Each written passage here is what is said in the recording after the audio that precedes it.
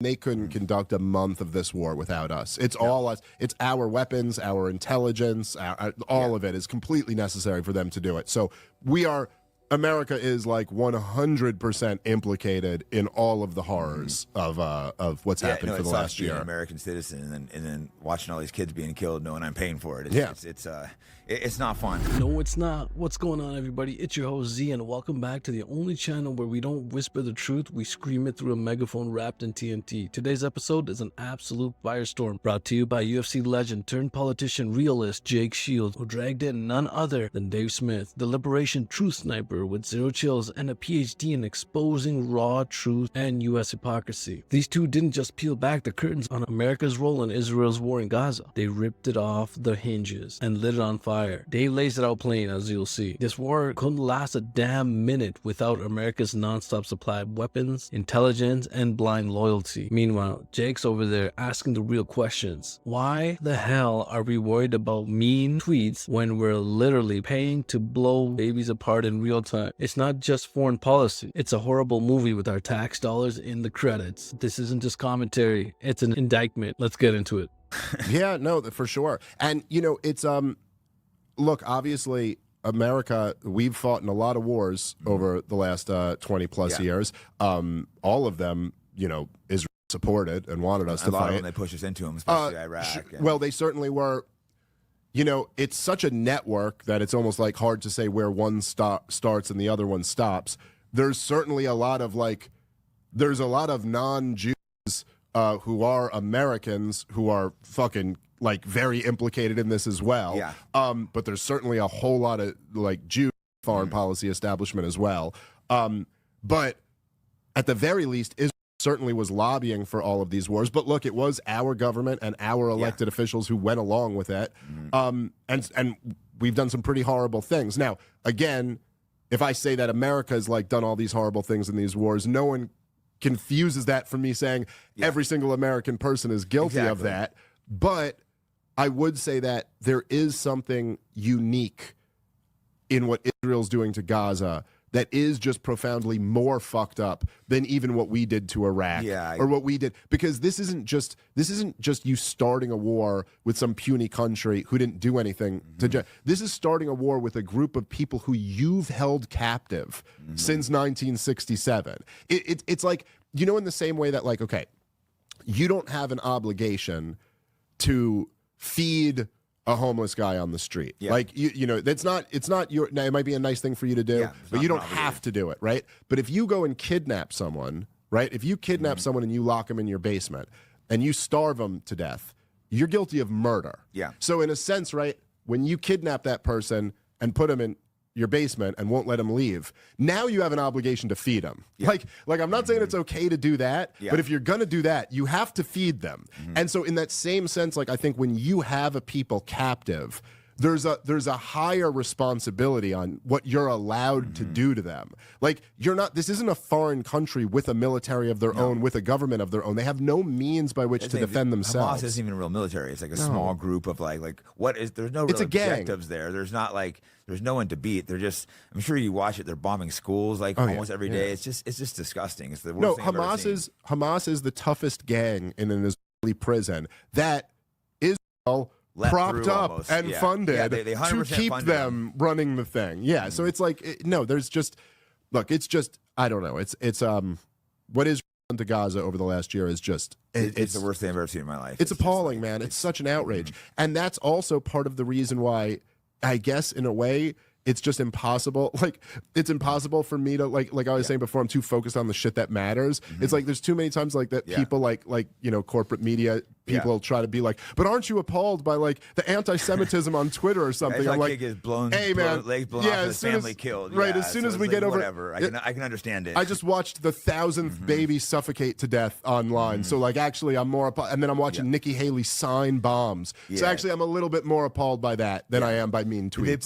They put my name on bombs too that I pay for. They've written my name. That's basically a death threat. It's ridiculous. Yeah, I think I did see that. So what was the point? So they signed. They did my name. I think they put Andrew Tate's name, Jackson Hinkle's, some dumbass Israel fighter who's terrible, and then he's like, "I'll fight you." I'm like, "Bro, I'll fucking hurt you." The guy was at a gym he was at a gym in New York that I was out for, and he wouldn't even train with me because he sucked so bad. Like Gordon Ryan's little brother, when he was like 15, just destroyed him. Like, you want to call me out?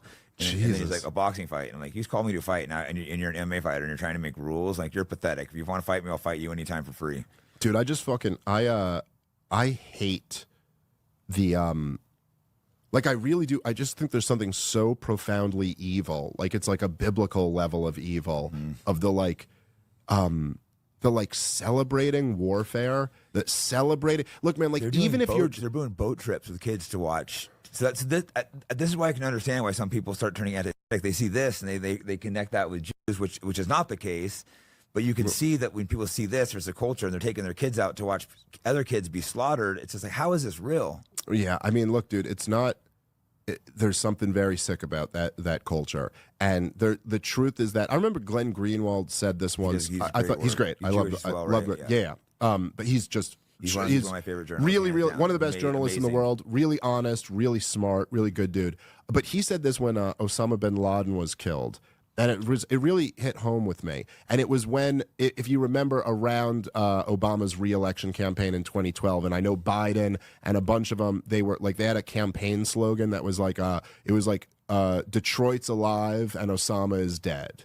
And basically they were saying, oh, we saved the auto industry and we killed bin Laden. And Glenn Greenwald was like, hey, listen, even Osama bin Laden, right?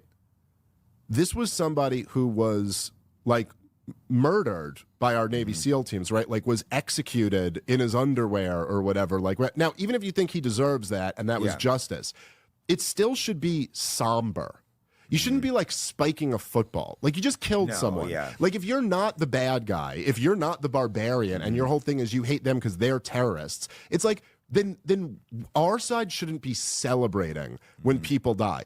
And if you're going to argue, now, of course, I reject the whole war, but if you're going to argue this is a necessary war, and it really is sad that all these innocent people die, but we have to fight this war, well, then don't be fucking celebrating. Like, what are you gleeful about? This should be dark and sad. And like laughing. It's terrible. There's a few more things I want to talk about. So let's just real quick, let's touch into the West Bank. A lot of people don't understand what's going on there. That's not where Hamas is.